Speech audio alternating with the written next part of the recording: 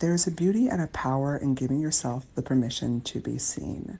When you are a manifesting generator, a pure generator, you were designed with this open enveloping aura, and yet people got to see you and feel you and be in your aura. Like, it's best and it's easiest. If you want to have an impact on a bigger level, if you want to have more opportunities to have things to respond to, then you allow yourself to be present and to be seen and to be witnessed and to be available in the way that your authority is guiding you. So it's about tuning into your design and allowing yourself to be visible in the way that people, as a projector, can see you and invite you to things. As an opportunist, so that your network can see you and easily share it with everyone that they know, or they can and jump in and say, "Ooh, I love what you're doing. Let me join in with you there." It's as a man, Jan, if you are a third line, being in a space that feels really good for you, showing up for that, and then allowing people and things to bump into you in the perfect divine timing. As a role model, to show up and to be a living embodiment of what you're here to do, to literally role model it, and to do it in such a public way that other people see it and they're like, hey, I want what she's having.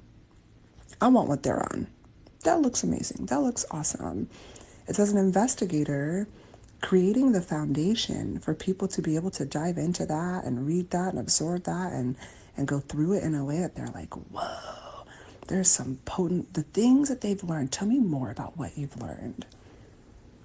As a fifth line, it's about externalizing. Where does it feel aligned with your authority and your strategy for you to externalize? And this doesn't mean that when we're allowing ourselves to be seen and available, that we now have to go and be like, oh, I'm on a treadmill and every day I've got to show up and every day I've got to. No, you tune into your strategy and authority. Moment to moment to moment to moment, you're always being guided. And maybe today you're being guided to share a story. And maybe today you're being guided to share a live. And maybe today you're being guided to hang out with a friend or go to a party or to stay in and do rituals and care for yourself and pour into yourself so that from that place you can overflow into the world and the world can experience you in this space of transformation or whatever you've stepped through or gone through or that you're actively processing. It really is about, on the one hand, not hiding and making it so that people can see you and hear. One of my favorite dance teachers is a manifestor with a splenic authority. I think she may be a hermit. I don't know her full design. I'm going to look at her page and see. But that manifestor, she informs all over her social media to the degree that feels right for her.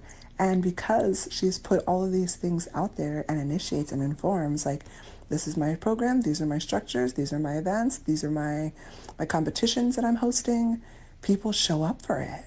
And she's herself, and her aura is repelling even through through Instagram. And yet, because her voice is so unique and it's so different and it's so powerful, and you get in her container and it's like, whoa, transformation.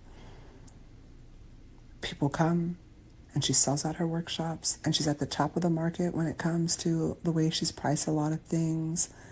So it just goes to show that when you show up in alignment with your design, you allow yourself to be visible, whether you're a reflector, whether you're a manifestor, whether you're a mangen, whether you're a generator, or whether you're a projector.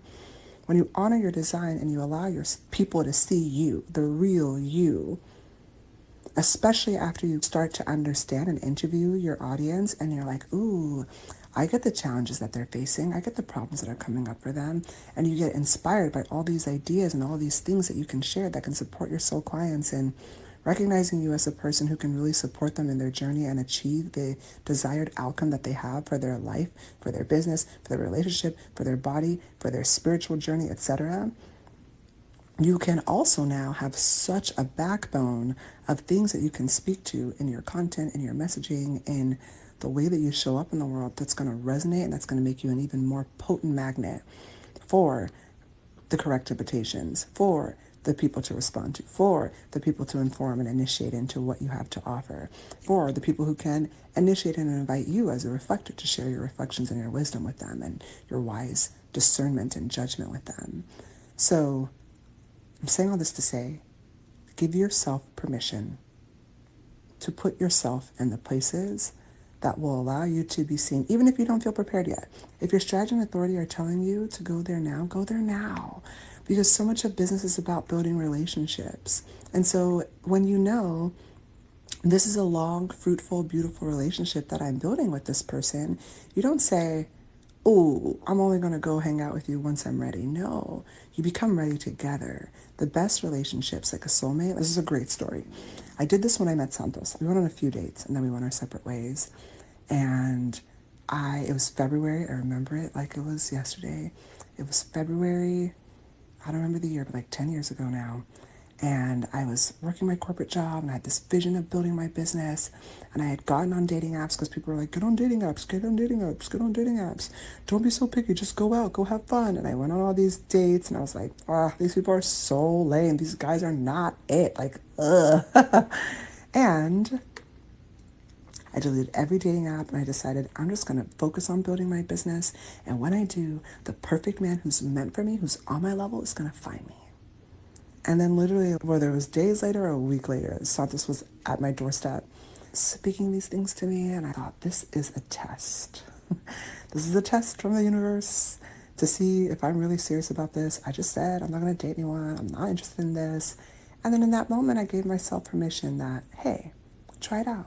And if at any point in time, trust yourself. And if at any point in time it's not resonating, then you leave, you bounce. And in dating Santos and eventually becoming engaged to him and then marrying him and then being with him for 10 years and him being like my soulmate and the best possible relationship for me, like the greatest manifestation of my life to date, he actually helped me to grow my business. He helped me to get where it is that I'm trying to go. I am so much the woman I am today because of him.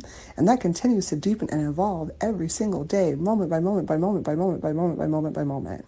So your soul clients will have a similar relationship with you, and that you can meet them today and you're in your process and you're not feeling enough and you've got all these questions and you don't have the perfect messaging and blah. And you're enough already where you are with what you have. And you can open up the relationship with them because the longer time they've known you and they get to meet you and they get to see you and they get to connect with you, then when you do have the potent messaging, when you do have the stuff dialed in, when you are crystal clear on your offer and what you're sharing now, they get to step into that. They get to rise with you. They get to say, I knew you in the beginning. I'm so ready.